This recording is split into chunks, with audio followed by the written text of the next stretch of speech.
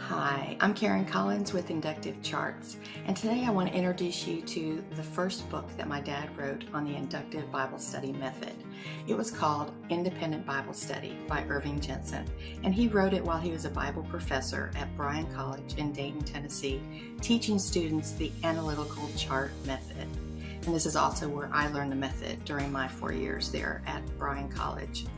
Moody Press published this in 1962, and it stayed in print for about 34 years, sold over 72,000 copies before going out of print. And then fast forward to 2022, when I felt that God was leading me to bring it back into print, and I decided to rename it Chart Your Bible Study, but it is exactly the same book.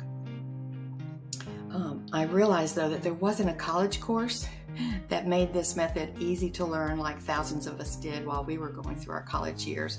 And so I decided to create a video course to just help the reader of this book understand the process.